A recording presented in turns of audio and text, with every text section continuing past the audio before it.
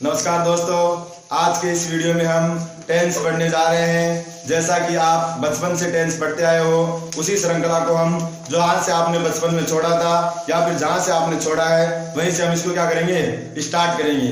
कल जो last video था उसमें हमने देखा कि टेंस होता क्या है। एक्चुअल में टेंस को पढ़ने से पहले टेंस के बारे में जानना बहुत जरूरी होता है, इसीलिए हमने टेंस के बारे में जाना था, प्रेजेंट के बारे में जाना, पास्ट में जाना, फ्यूचर के बारे में जाना, फिर इनके पार्ट्स के बारे में जाना और फिर इनका यूज कैसे करते हैं इनके बारे में बहुत अच्छे से जान चुके हो आप। और अब हम एक एक को लेके अच्छे से आप एक एक पार्ट को अच्छे से समझेंगे।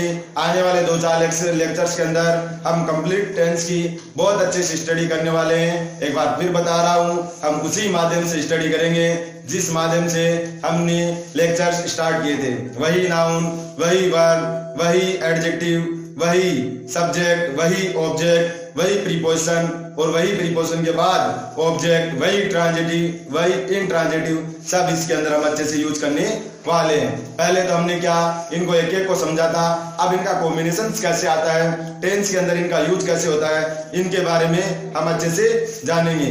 ये समझ लो, अभी तो युद्ध भूमि सिर्फ तैयार की जा रही थी, सैनिक हम जोड़ रहे थे और अब युद्ध भी करना सीख गए, आप ट्रेंड भी हो और अब युद्ध में क्या कमियां रही क्या नहीं रही उसके बारे में अच्छे से जानेंगे। और ठीक से आपको मन लगा के और ध्यान लगा के अच्छे से पढ़ना है, फिर देखना आप टेंस हो चाहे कुछ भी हो उसके बारे में आप अच्छे से उस काम को कर पाओगे।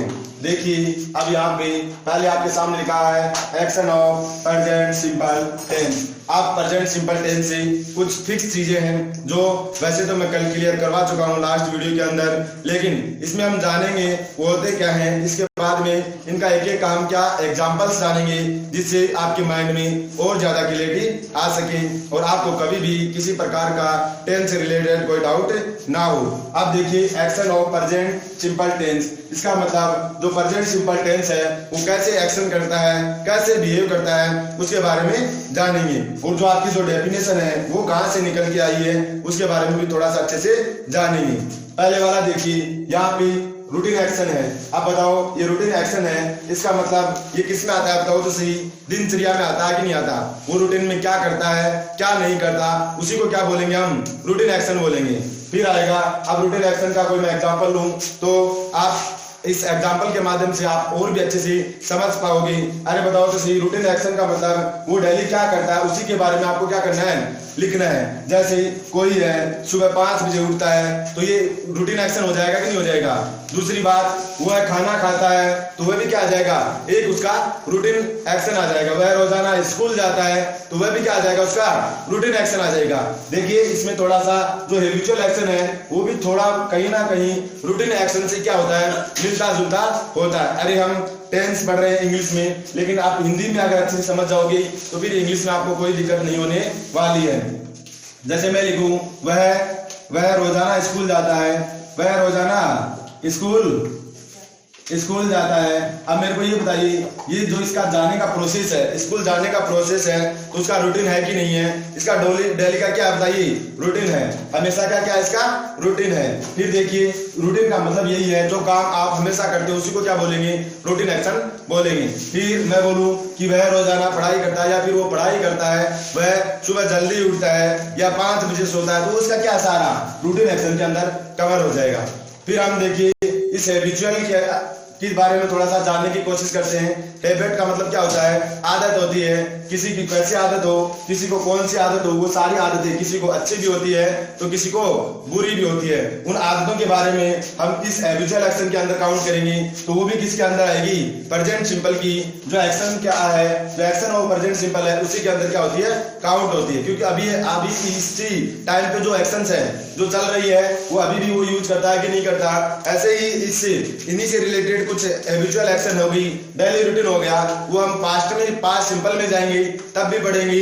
लेकिन आपको पास्ट सिंपल में ध्यान क्या रखना है, वो एक्शन अभी नहीं हो रहा, पहले हो चुका है, बोले तो वो घटित हो चुका है। इसका मतलब पास्ट सिंपल में पहले कभी वो काम करता था। जैसे मैं बोलूं, जैसे हैबिचुअल एक्शन, वह सिगरेट पीता है, क्या पीता है, वह सिगरेट पीता है तो बताओ ये इसकी आदत है कि नहीं है। वह झूठ बोलता है, अरे वह झूठ बोलता है। तो ये भी बताओ उसकी एक आदत होगी कि नहीं होगी। अब ये देखिए, अब यहाँ पे क्या होगा, इसकी हैबिचुअल एक्शन होगी, उसकी क्या है, ये आदत है। ये क्या है, इसकी आदत है। ये इसकी क्या है, हैबिचुअल एक्शन। हैबिचुअल का मतलब ये हैबिट से हैबिचुअल बना है। तुम्हारी हैबिट, हमारी हैबिट एक नाउन होता है और उसी से हैबिचुअल क्या बन गया, एडजेक्टिव बन जाता है। तो उसी से हैबिचुअल मतलब जो आपकी आदत में है वो किस में आता है, हैबिचुअल एक्शन के अंदर आता है। अब आपकी आदत अच्छी भी हो सकती है और बुरी भी हो सकती है। अब आप बोलोगे ये तो दोनों ही कैसी है, बुरी आदतें हैं। मैं बोलूं कि वह हमेशा सत्य बोलता है। कैसे बोलता है, ट्रूथ, सत्य बोलता है। तो वो भी क्या हो जाएगी इसकी, बताइए तो सही। वो आप इसकी क्या हो गई, अच्छी हैबिट होगी कि नहीं होगी। तो ये भी एक क्या है, हैबिचुअल एक्शन है। मैं इसमें देखो यहाँ हिंदी में लिखवा रहा हूँ, इधर इसका हैबिचुअल एक्शन जो टॉपिक का नाम इंग्लिश में लिखा हुआ है। इसका मेन रीजन यही है कि जो बोथ मीडियम्स हिंदी और इंग्लिश मीडियम है उन दोनों को अच्छे से, दोनों साथ में अच्छे से कवर कर सके, जिससे मीडियम का कोई सिस्टम ना रहे। टॉपिक्स के आप समझ जाओगे और मैं पूरा इसका ट्रांसलेशन हिंदी और इंग्लिश दोनों लैंग्वेज में करने की पूरी कोशिश करता हूं। अब देखिए यूनिवर्सल ट्रुथ लिखा हुआ आपके साथ में, यूनिवर्सल। अब यूनिवर्सल ट्रुथ होता है तो इसका मतलब क्या हो गया, सार्वभौमिक सत्य। इसको हिंदी में क्या बोलेंगे, सार्वभौमिक सत्य। इसका मतलब ऐसा सत्य जिसको आप कभी भी टाल नहीं सकते, वो हमेशा क्या रहता है, सत्य रहता है। वो क्या हो जाएगा, सार्वभौमिक सत्य। अब आप सोचोगे ऐसा कौन सा सत्य आ गया जिसको हम टाल नहीं सकते। जैसे मैं बोलूं कि सूर्य किधर उगता है, बताइए तो सही। सूर्य पूरब में उगता है, पूरब में उगता है। तो बताओ ये सार्वभौमिक सत्य है कि नहीं है। कोई है ऐसा जो उसको पश्चिम में उगा दे, ये सार्वभौमिक सत्य है। फिर मैं बोलूं कि पृथ्वी सूर्य के चक्कर लगाती है, किसके, पृथ्वी सूर्य के चक्कर लगाती है। अब मेरे को ये बताइए कोई है ऐसा आज तक हुआ है पैदा जो सूर्य को पृथ्वी के चक्कर लगवा दे, नहीं। तो ये क्या है, सार्वभौमिक सत्य है, इनको हम टाल नहीं सकते। ऐसे बहुत से सत्य और भी हैं जो आप इनके माध्यम से, मेरे को कहने का मतलब यही है, मैं एक दो एग्जांपल इसलिए दिए हैं जिससे आपके माइंड में क्या आ सके, क्लियरिटी आ सके, आप समझ सको। अब ये दूसरा वाला आगे है, एक देखिए फ्रीक्वेंसी ऑफ एक्शन। अब ये फ्रीक्वेंसी क्या होती है, वैसे तो 10th क्लास में आप बच्चों ने, आपने सबने पढ़ा भी होगा 10th क्लास में, बारंबारता चलती है, उसी को क्या बोलते हैं, फ्रीक्वेंसी। और बारंबारता का मतलब ये होता है किसी काम को 2-3 बार करना, किसी कार्य को 2 से 3 बार, 5-7 बार, मतलब उसी को बार बार रिपीट करना ही क्या कहलाता है, फ्रीक्वेंसी कहलाती है, बारंबारता कहलाती है। जैसे मैं बोलूं कि वह रोज 3 बार खाना खाती है, 3 बार खाना खाती है। अब बताओ मेरे को ये फ्रीक्वेंसी होगी कि नहीं होगी, खाना खाती है। वह दिन में 3 बार खाना खाती है या फिर वह रोज 3 बार खाना खाती है। तो ये क्या हो गया, ये इसकी बताओ, ये फ्रीक्वेंसी कितने टाइम, ये टाइम्स को दर्शा रहा है, जितने टाइम्स। तो ये जो खाने की जो प्रोसेस है वो उसकी फ्रीक्वेंसी के अंदर आ रहा है कि नहीं आ रहा। वो दिन में 5 बार पढ़ाई करती है, इसका मतलब उसने 5 शेड्यूल्स फिक्स करके होंगे। हो सकता है सुबह उठ के 2 आवर्स, फिर थोड़ा ब्रेक, फिर 2 आवर्स, फिर थोड़ा ब्रेक, 2 आवर्स, ऐसे कितना टाइम होता है, 5 टाइम्स होता है। तो वो भी किस में आ जाएगा, फ्रीक्वेंसी के अंदर आ जाएगा। और उसको भी हम किस में, बोलो किस में यूज करेंगे, फ्रीक्वेंसी ऑफ एक्शन। वैसे एड्रोप ऑफ फ्रीक्वेंसी जब हम एड्रोप पढ़ेंगे उसमें और भी अच्छे से समझाऊंगा। यहाँ पे आपको जितना यूज आ रहा है उसी के बारे में थोड़ा सा बता रहा हूँ, नहीं तो क्या हो जाएगा, या चल टेंस रहा है और आपको लगेगा कि क्या पढ़ाने लग गए, एड्रोप पढ़ाने लग गए। तो यहाँ पे जितनी आवश्यकता है मैं उसको उतना बताऊंगा। अब इतना करवाने के पीछे जो मेन मोटिव था, जो मेन उद्देश्य था इसको करने के पीछे, मेन जो पर्पज था, उसी को मैं थोड़ा सा समझा रहा हूँ। जो आप आज बचपन से जिस चीज को रखते हुए आए हो उसी को मैं समझा रहा हूँ। टीचर ने आपको जाते ही प्रेजेंट लिखाया, प्रेजेंट में क्या चलता है उसके बारे में थोड़ा सा बताया, फिर लिखवा दिया प्रेजेंट सिंपल लिखवा दिया, और उसी के बाद में आपने करवा दिया, लिखिए प्रेजेंट सिंपल की डेफिनेशन लिख दीजिए। ता है, ती है, ते है, वर्ब के साथ में क्या आता है, ता है, ती है, ते है। लेकिन आपने ये नहीं समझा कि ये ता है, ती है, ते है, आ कहां से रहा है। इसी का जो रीजन था उसको समझाने के लिए ही मैंने इसको पहले थोड़ा सा क्या है अच्छे से आपको समझा दिया। अब मेरे को देखिए, अब इस सेंटेंस को अच्छे से देखिए कि आप एक भी सेंटेंस ऐसा बता दीजिए जिसके लास्ट में ता है या ती है में से कुछ नहीं है। तो अब आपने समझा कि ये प्रेजेंट एक्शन के बारे में बात कर रहा है, पूरा प्रेजेंट सिंपल की एक्शन हमने पढ़ी। अब आगे वाले सेंटेंसेस को देखिए, स्कूल जाता है, वह सिगरेट पीता है। देखिए पहले वाले में अपन रूटीन एक्शन में देखा तो भी ता है आ रहा है, वह खाना खाता है तो भी वही आएगा, वह मार्केट जाता है तो भी ता ही आएगा कि नहीं आएगा, वह हमेशा हमेशा क्या करता है बताइए तो सही, हमेशा झूठ बोलता है तो भी क्या आएगा, ता है आएगा। फिर देखिए इसमें भी ता है, बोलता है तो भी क्या है, ता है, सत्य बोलता है फिर भी देखिए इधर ता है, सूर्य पूर्व में उगता है फिर भी क्या आ रहा है, ता है, और पृथ्वी सूर्य के चक्कर लगाती है, ती है, और 3 बार खाना खाती है। अब आपको एक चीज अच्छे से समझ में आ रही होगी कि अब यहाँ जब अपन रूटीन एक्शन में गए तो भी ता है ती आता है। आप ऐसा कोई भी सेंटेंस मेरे को बता दीजिए जिसके अंदर लास्ट में ता है नहीं आता और वो प्रेजेंट सिंपल का है और वो एक रूटीन एक्शन है। आप अपने ऐसे आपको अपने हिसाब से ऐसे सेंटेंसेस आपको बनाने हैं जो आपको लगे कि किस में आ रहे हैं, रूटीन एक्शन है और उसके अंदर ता है ती है नहीं आ रहा। हाँ एक इतना जरूर हो सकता है कि ता था ती थी ते थे आ सकता है, वो किसके पास्ट के एक रूटीन एक्शन को बता सकता है, लेकिन वो भी क्या रहेगा, एक रूटीन एक्शन सिर्फ टेंस चेंज रहेगा और वो भी क्या रहेगा, पास्ट सिंपल रहेगा। फिर आगे आप देखोगे कि हैबिचुअल एक्शन है, हैबिचुअल एक्शन के अंदर देख लीजिए वह सिगरेट पीता है, वह हमेशा ड्रिंक करता है, फिर भी देखो ता है ती है आपका पीछा नहीं छोड़ रहा है। तो ये जो डेफिनेशन यहाँ से निकली है, फिर आपने यूनिवर्सल ट्रूथ देखा, इसमें देखो वह हमेशा सत्य बोलता है, ये देखिए सूर्य पूर्व में उगता है, पृथ्वी सूर्य के चक्कर लगाती है, तो ये भी क्या है, ये भी किसमें आ रहा है बताइए तो सही, ये ता है ती है में इसका यूज होता है। और फिर नेक्स्ट हम आगे बढ़ते हैं, फिर फ्रीक्वेंसी की तरफ गए तो फ्रीक्वेंसी के अंदर भी क्या आता है, ता है ती है का यूज होता है। तो यहाँ से आपके माइंड में एक चीज अच्छे से क्लियर हो रही होगी कि जो ये डेफिनेशन के अंदर वर्ब के साथ में एस या ईएस आता है वो कहां से आता है, ये चीज आप अच्छे से समझ पा रहे होंगे, क्योंकि अब यहाँ पे आज से आज तक आप पहले ये सोचते होंगे कि शायद ये डायरेक्ट कोई फंडामेंटल है जो आपको लिखवा देते हैं और उसको क्या करना आपको याद करना होता है, लेकिन अब आपको समझ में आ गया कि प्रेजेंट का कोई एक्शन अगर सिंपल में अपन को दर्शाना है तो उसके अंदर ता है ती का यूज ही होगा। अब मेरे हिसाब से आपके कोई डाउट इस डेफिनेशन से रिलेटेड नहीं होगा। तो जो अपन डेफिनेशन आप आज से बचपन से लिखते आए हो तो इसमें क्या आ जाएगा, तो इसकी डेफिनेशन वर्ब के साथ में क्या आएगी बताओ तो सही, ता है। आप तो ऐसे लग रहे हो, लगेगा आपको कि आप क्या कर रहे हो, हिंदी पढ़ रहे हो, लेकिन इसी से हम इंग्लिश पढ़ेंगे। ता है ती है ते है और तो है, मतलब वर्ड के जो भी कोई सेंटेंस अगर इन वर्ड्स के साथ में IETC एक्सेट्रा में कोई और भी आ सकता है, लेकिन रिलेटेड किससे आएगा, तय की ध्वनि दे के साथ में जाएगा आपको। तो इनसे रिलेटेड अगर कुछ भी अगर एग्जाम में आपको या फिर कोई सेंटेंस में आपको दिखता है तो आप क्या समझोगे कि ये प्रेजेंट सिंपल का है और ये डेफिनेशन आई कहां से, वो आपने अच्छे से समझ ही ली है। अब थोड़ा सा हम इसकी हेल्पिंग वर्ब्स की तरफ जाते हैं, मेन वर्ब क्या आती है उसके बारे में थोड़ा सा जाते हैं जानते हैं, और फिर कहां बढ़ेंगे, अफर्मेटिव की तरफ बढ़ेंगे, फिर नेगेटिव बढ़ेंगे, फिर इंट्रोगेटिव और फिर बाद में इंटरोगेटिव नेगेटिव सेंटेंसेस हम पढ़ने वाले हैं, जैसे कि सकारात्मक, नकारात्मक, प्रश्नवाचक और प्रश्नवाचक नकारात्मक सेंटेंसेस जब वो कैसे बनते हैं, उसमें कोई ज्यादा कोई वो नहीं है, बोलते ना कि ज्यादा रामायण महाभारत इसमें है नहीं, बस आपको तो जितना ध्यान रखना है कि जो अपना बेस है उसी प्रीफरेंस के साथ में चलेंगे।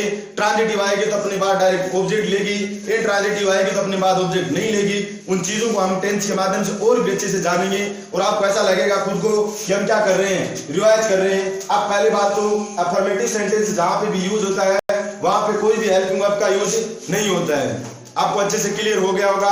बाकी थोड़ा सा मैं लिखवा देता हूं तो इसको बार बार आपको लिखना नहीं पड़े, लेकिन ध्यान रखना प्रेजेंट का अफर्मेटिव सेंटेंस, प्रेजेंट सिंपल का जो अफर्मेटिव सेंटेंस है उसमें कोई भी हेल्पिंग वर्ब का यूज नहीं होता।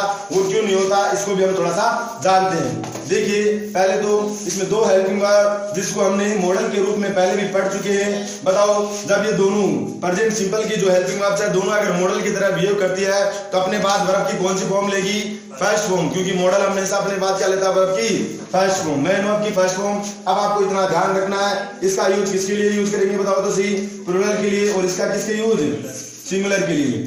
अब ये प्लूरल होता है बहुवचन, किसके लिए, बहुवचन के लिए, बोले तो मोर देन वन, और इधर किसके लिए प्लूरल होता है, सिंगुलर होता है एक वचन के लिए।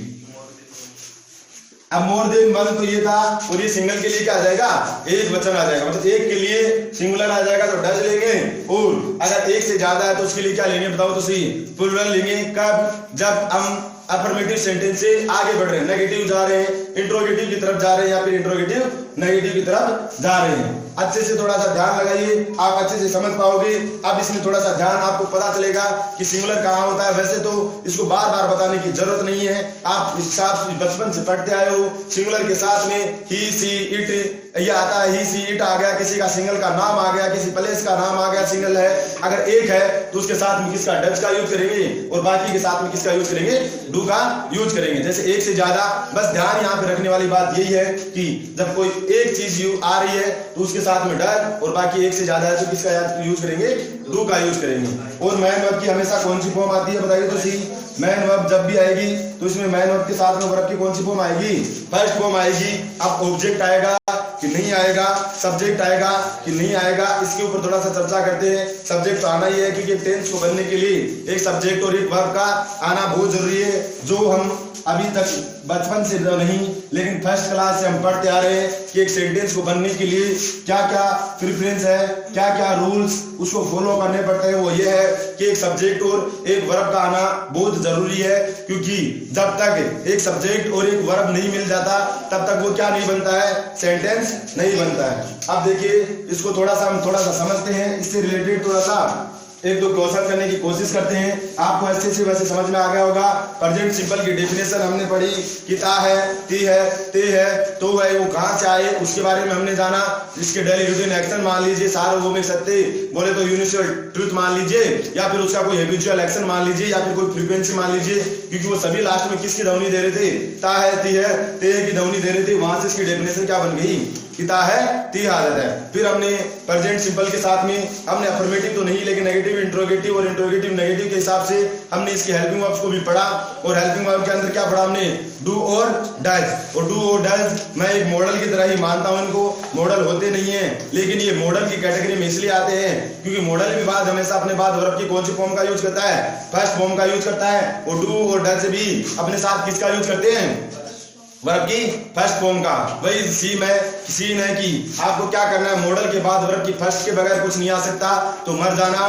डू और डज के बाद में भी वर्ब की फर्स्ट के सिवाय कुछ भी नहीं आएगा। अब यहाँ पे देखिए, वैसे तो आप बचपन से लिखते आ रहे हो, सेंटेंस की स्टार्टिंग कहाँ से होती है बताइए तो सही, सब्जेक्ट के साथ में बाद में कौन आता है, हेल्पिंग वर्ब। लेकिन यहाँ पे सीधा तो अगर अफर्मेटिव सेंटेंस होता है उसके अंदर हेल्पिंग वर्ब नहीं आती तो सीधा कौन आएगी, मैन वर्ब आएगी। अब बताओ मैन वर्ब के बाद क्या, अरे बताओ तो सही, ऑब्जेक्ट आएगा क्या। पहले आपको इसमें ध्यान रखना है, एक चीज इसमें और ध्यान रखनी है कि जो हेल्पिंग वर्ब नहीं आती उसी इसके लिए किसका यूज करते हैं, एस या एस का यूज करेंगे। और वो भी किसके लिए ध्यान रखना, हमेशा किसके साथ यूज करते हैं, सिंगुलर के साथ में। सिंगुलर के साथ में एस या एस का यूज करेंगे। बाकी अगर प्लूरल वर्ब आ रही है बोले तो प्लूरल सब्जेक्ट है, अगर सब्जेक्ट अगर बहुवचन है तो उसमें एस या एस नहीं लगाना, डायरेक्ट वर्ब की कौन सी फॉर्म लिखनी है, फर्स्ट फॉर्म लिखनी है। ये प्रेजेंट सिंपल के अफर्मेटिव सेंटेंस से रिलेटेड ये एक और बात आपको ध्यान रखनी है।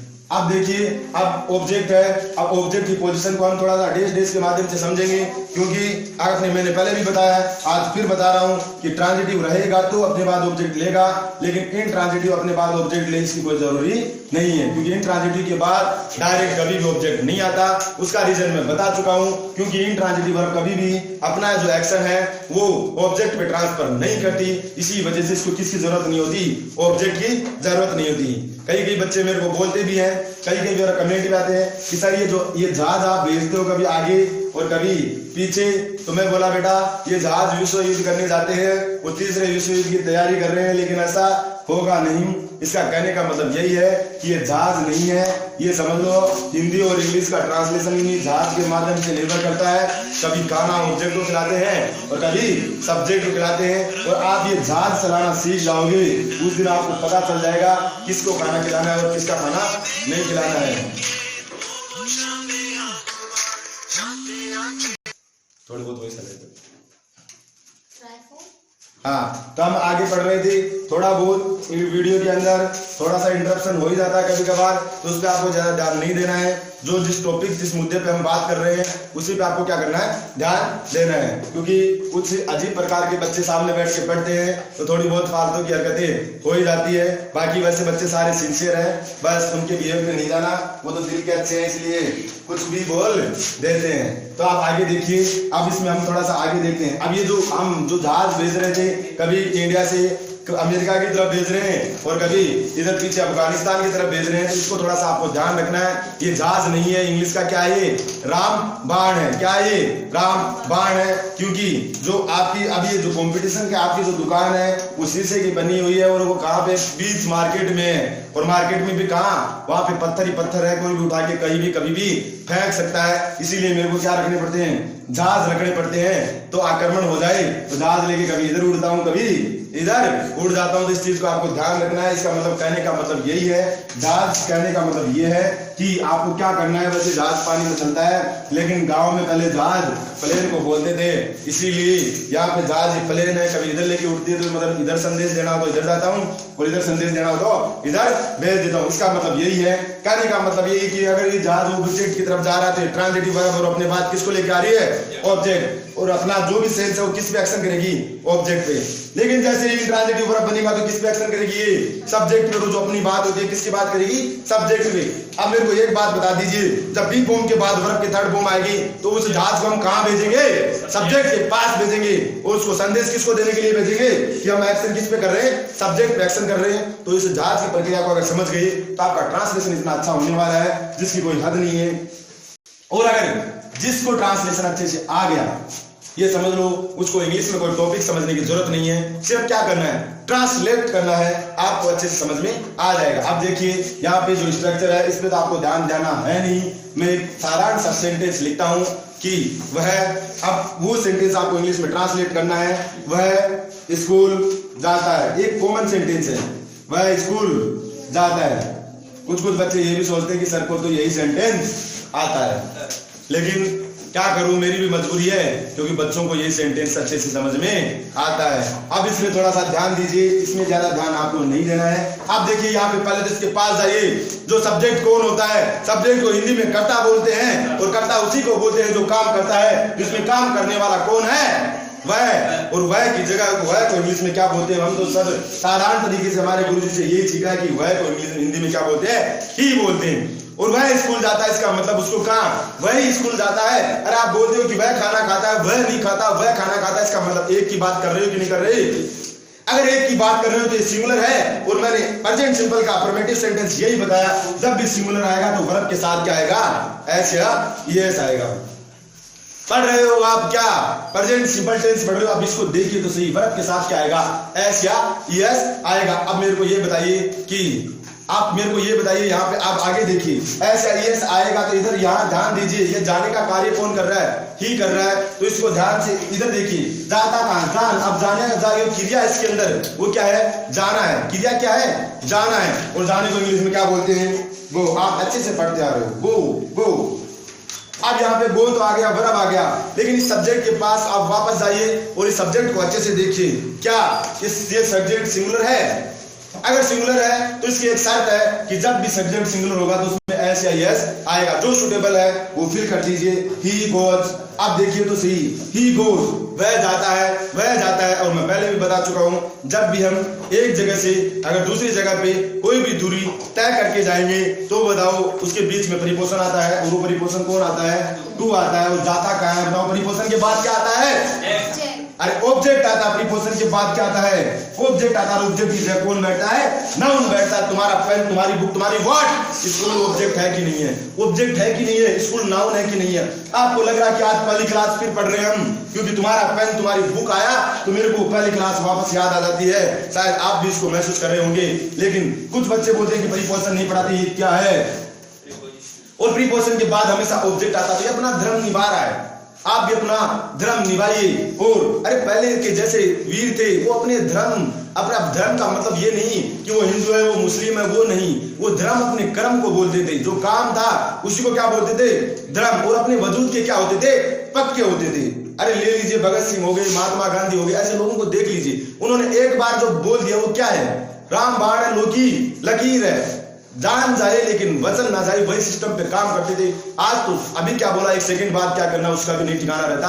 तो उसको आप अपने जो बोलते ना इतने धर्म के पक्के नहीं है, आप तो धर्म ये बोलते कि आज हिंदू है, वो मुस्लिम है, वो ईसाई है, उससे कुछ भी नहीं होने वाला। धर्म का मतलब अपना क्या है, कर्म, कर्तव्य। जिस कर्तव्य पे आप अगर टिकना सीख जाओगे उसी को संकल्प बोलते हैं। सबसे कठोर चीज इस धरती पे है तो वो क्या है, संकल्प। अगर दर्द बीच से आपका अच्छा है तो इसका मतलब क्या हो गया, वो संकल्प। आप चाहे पानी निकालो तो भी संकल्प चाहिए, आप पत्थर फोड़ो, कोई भी काम कर लो, अगर संकल्प अच्छा है तो कुछ भी नहीं रोक सकता। तो इस चीज को आप ध्यान रखिए। यही इसीलिए मैं बता रहा हूँ, प्रीपोजिशन भी अपना धर्म निभा रही है कि अपने बात लेती है किसको, ऑब्जेक्ट को लेती है। और ये प्रीपोजिशन बना तो अपने बात क्या लेगी, ऑब्जेक्ट। और आधे को तो ये भी पता चल सकता है इधर ये वर्ब नहीं है, अगर इधर ऑब्जेक्ट बैठा है तो उसके बीच में अगर कोई भी वर्ड है, चाहे पहली बार उसको देख रहे हो तो आपको अनुमान लग जाता है। यहाँ पे थोड़ा सा भी अगर आप अपना IQ लेवल टेस्ट करते हो तो आपके दिमाग में तुरंत बात आ रही है कि इधर वर्ब नहीं है।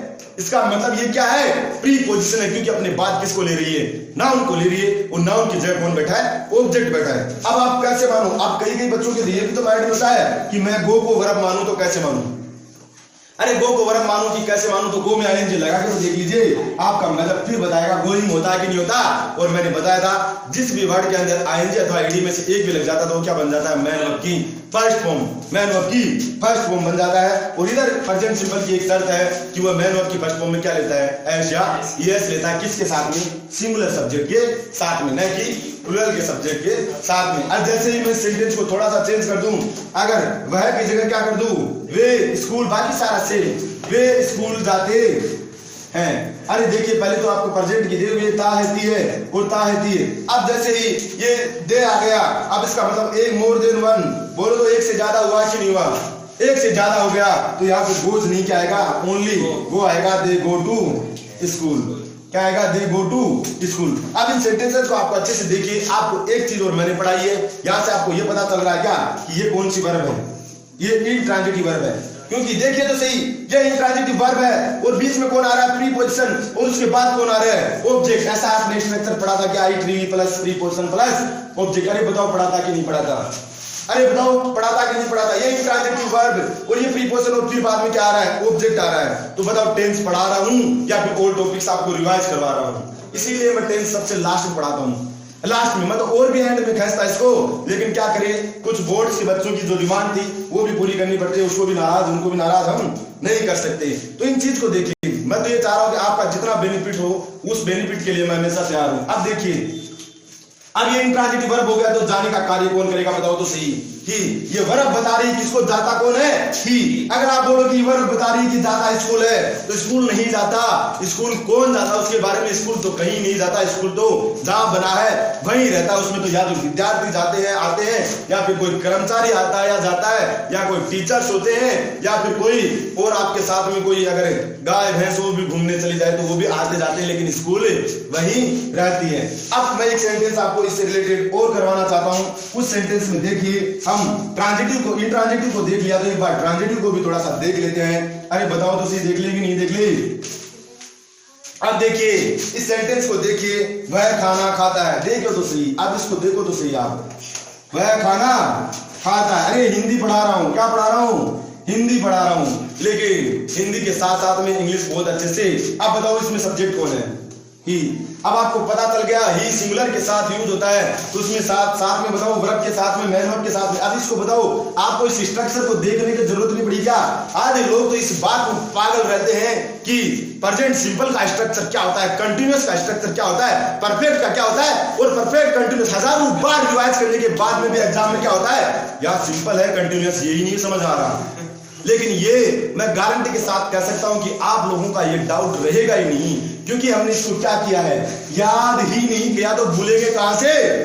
अगर याद ही नहीं किया तो उस चीज को भूल सकते हो क्या, मैं पहले बता चुका हूं, भूलने के लिए भी याद करना पड़ता है। अगर आप ऐसे बोल रहे हो मैंने याद भी नहीं किया और भूल गया, तो लोग या तो थप्पड़ देंगे या फिर क्या बोलेंगे, आर यू मैड, आप पागल हो, जो याद किए बगैर ही भूल जाते हो। फिर बोलेंगे इसकी दिमाग की हालत ठीक नहीं है, इसको आगरा ले जाइए मेंटल हॉस्पिटल के अंदर, तो वो काम नहीं करना है। अरे ही है, मैंने बोला एक सेंटेंस बनने के लिए क्या चाहिए, एक सब्जेक्ट और एक क्या चाहिए, वर्ब चाहिए। जब यहाँ ता है ती आ रहा है तो ही। अब यहाँ खाने के इंग्लिश में क्या बोलते हैं बताओ तो सही, ईट बोलते, ईट, ईट क्रिया बोल रहा हूँ, और ईट के साथ में क्या लगेगा, S, S, he eats, Yeats. अब देखिए इसको देखिए तो सही, उन लोगों के लिए ये सेंटेंस है जो लिखवाते हैं मैन और के बाद क्या आता है ऑब्जेक्ट आता है। उनकी जो शर्त है उनको भी तो नाराज नहीं कर सकता, तो उनकी शर्त पूरी करने के लिए आप इस टेंस के पास आ जाइए। जैसा हमने पढ़ा है पहले हम वही चेक करेंगे। टेंस का ये नहीं पता, ये सब्जेक्ट है और ये मैन वर्ब इतना हमको पता है। वह खाता है, वह खाता है, वह खाता है, क्या खाता है बताओ तो सही। अरे क्या खाता है, अरे क्या खाता है, इसको ऑब्जेक्ट चाहिए कि नहीं चाहिए, क्या चाहिए ऑब्जेक्ट चाहिए। तो अपने अनुसार अपने धर्म के अनुसार ये क्या लग रहा है, ट्रांजिटिव वर्ब लग रहा है और ये किस पे एक्शन करेगी, ऑब्जेक्ट एक्शन करेगी। और खाता है, क्या खाता है, फूड।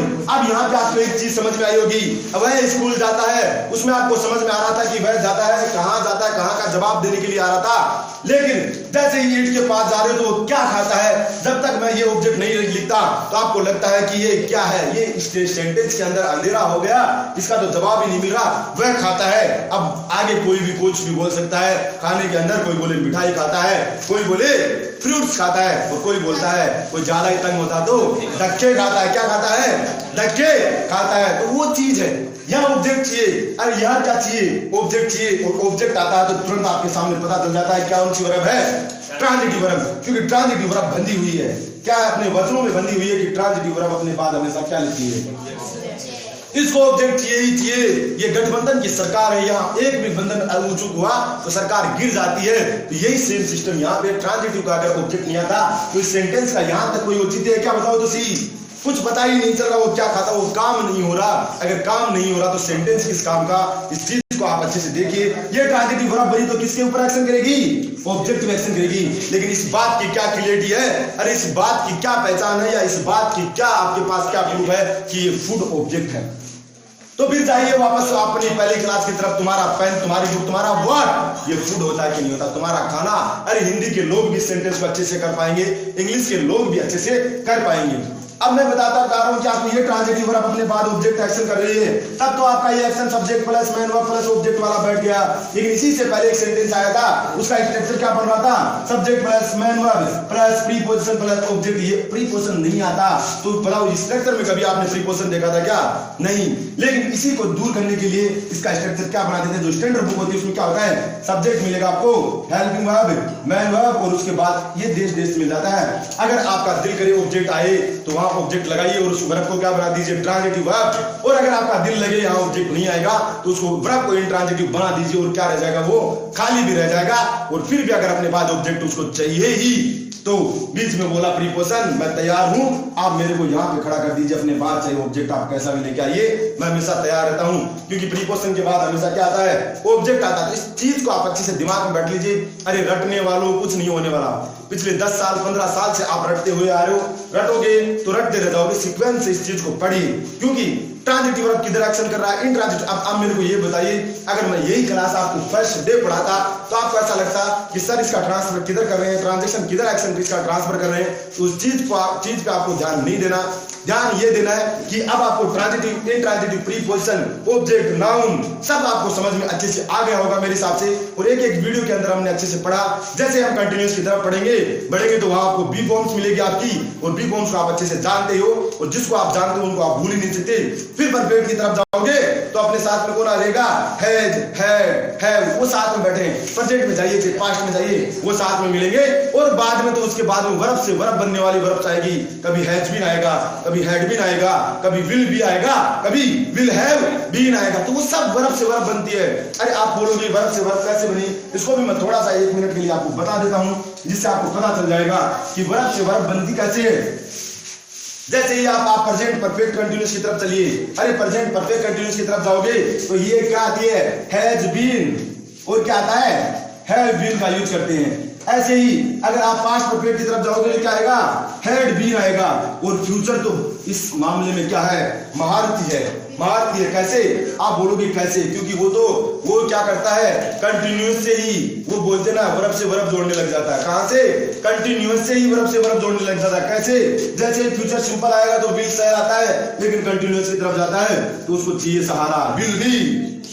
और फिर बाद में परफेक्ट की तरफ जाओगे, परफेक्ट की तरफ जाओगे तो क्या आ जाएगा बताओ तो सी। फिर बोलेगा मेरे को परफेक्ट चाहिए, तो परफेक्ट प्रेजेंट जो परफेक्ट होता है उसमें किसका यूज करते हैं, विल, इसके साथ में हैव का यूज करते हैं। ये बोला मेरे साथ क्या ये भी चलेगा, नहीं चल जाएगा क्या, विल हैव और शैल हैव भी चलेगा। और फिर देखिए इसकी मजे की तो बात देखिए, इसकी नजाकत है वो यहाँ भी कंप्लीट नहीं होती, क्योंकि जैसे आगे जाएगा तो ये देखो प्रेजेंट, अब जब फ्यूचर परफेक्ट कंटिन्यूअस की तरफ आप थोड़ा सा बढ़ते हो, इसको तो देखिए विल हैव और बीन, ये यहाँ पागल कर देता है। कई बच्चों को मैंने देखा पूरी पूरी रात रट्टे मारते रहते हैं, विल हैव बीन, और सुबह उठते तो क्या बोलते हैं, will been have. Will have been को क्या बोल देते हैं, विल बीन हैव। और एग्जाम में तो वो आगे वाले बीन को तो भूल ही जाते हैं और विल है ही याद रहता है। और कई अगर 1-2 दिन और एग्जाम का टाइम निकल जाए तो इसको भी भूल जाते, सिर्फ बचता कौन है, विल।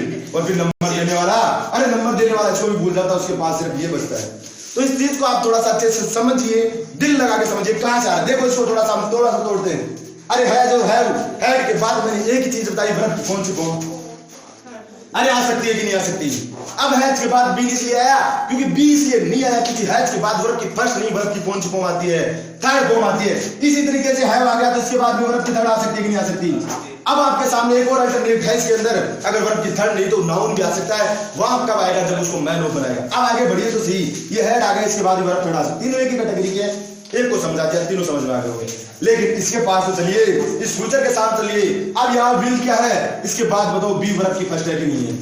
अरे विल के बाद बी वर्ब की फर्स्ट, मॉडल के बाद वर्ब की फर्स्ट आ सकती है कि नहीं आ सकती, आ सकती है। यहाँ पे मॉडल के बाद वर्ब की फर्स्ट फॉर्म बी बना, इसलिए यहाँ बी नहीं भरेंगे, बिकॉज क्योंकि यहाँ मॉडल के बाद वर्ब की फर्स्ट चाहिए। यहाँ है जो है था इसलिए वर्ब की कौन सी चाहिए थी, थर्ड चाहिए थी, इसलिए बीन भरा। यहाँ मॉडल है इसके लिए वर्ब की फर्स्ट चाहिए, तो यहाँ बीन नहीं क्या भरा, बी भरा।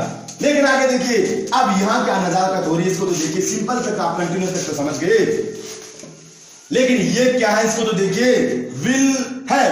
अब आप सोच रहे हो या फ्यूचर करवा रहे हो या फिर प्रेजेंट परफेक्ट पढ़ा रहे हो, लेकिन नारायण को इधर तो देखो, ये क्या है, ये क्या है, मॉडल है। और मॉडल के बाद है भी वर्ब की फर्स्ट फॉर्म होती है। आप कैसे मानोगे कि है वर्ब की फर्स्ट फॉर्म है में आईएनजी लगा के देखिए, हैविंग होता है, हमने पढ़ा हैविंग होता है, इसका मतलब उसको मैन ऑफ की कौन सी फॉर्म बननी पड़ेगी, फर्स्ट फॉर्म बननी पड़ेगी। लेकिन अब आगे भी तो बढ़िए, इसके आगे जाओगे, जैसे ही मैंने इसके साथ में अब बीन लगा दिया, या बीन लगाऊं ये बताओ मेरे को, तो आप बोलोगे यहाँ बीन लगाइए, क्यों बी क्यों नहीं, क्योंकि इसके लिए तो बी आ सकता है, लेकिन ये है बोलता है मेरे बाद वर्ब की कौन सी फॉर्म आती है, थर्ड। तो यहाँ बी नहीं क्या, बीन आएगा।